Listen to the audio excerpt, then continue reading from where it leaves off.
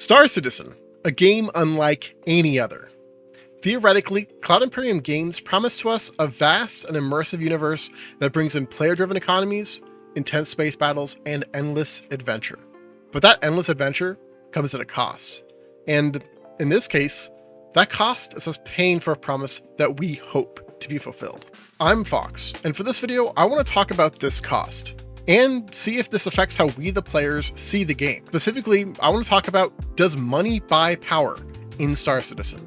And if it's just pay to win, just how pay to win are we talking? Before we can answer that, we need to define what pay to win actually means. Generally, a game can be considered pay to win if players can spend real money to gain a significant advantage over others who just don't want to pay anything for the game. This advantage could be more powerful weapons, better gear, or in some cases, skipping game progression entirely. Some classic examples include mobile games where you can buy stat boosts, or MMOs where shop items, redeemable by spending money, can give those same paying players an edge over others. But how does Star Citizen compare? Star Citizen's model is unique. The game is crowdfunded, and one of the main ways CIG makes money is through ship sales. Some of these ships are cheap and come with a package to actually play the game. However, some of the other ships can cost hundreds, even thousands of dollars. Meanwhile, players who don't want to pay that kind of money for a ship must grind to earn the same ship in game, if they even can.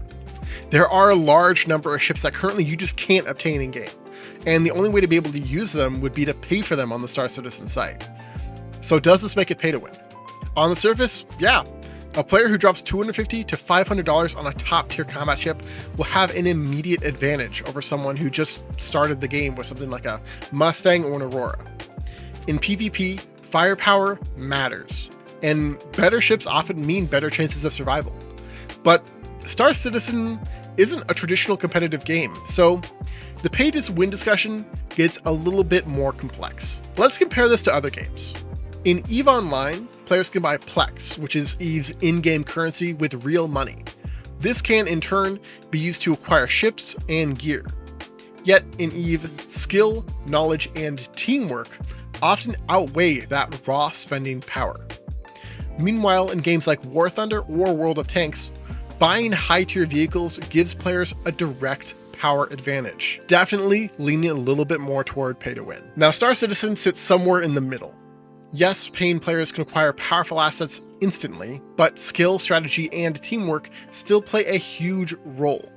Ships aren't instant win buttons, and as some of my pilots in the TKOW know, with Geek as a major example, an experienced pilot in a small ship can still outmaneuver a less skilled player in a much larger, or in some cases, better ship. So, can you play Star Citizen without spending extra money?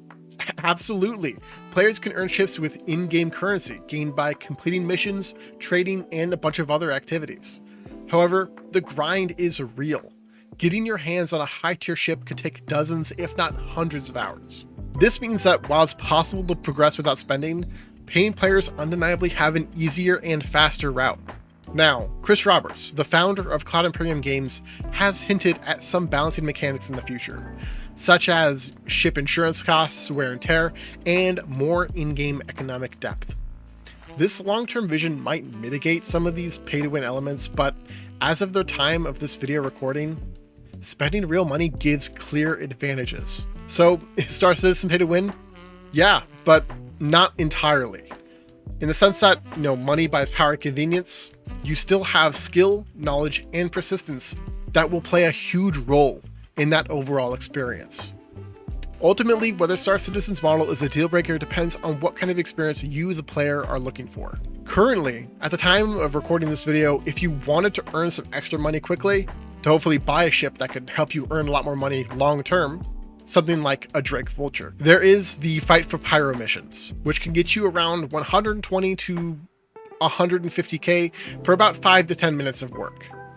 If you're interested in learning more about how to earn money or just want to learn how to play the game, you can join my Discord link down in the description and chat with the community over there. They are awesome guys. So, what do you think? Does Star Citizen's monetization cross the line, or is it justifiable for such an ambitious project like this? Drop a comment down below, and if you enjoyed this video, consider liking and subscribing. I will talk to you all later. Bye-bye.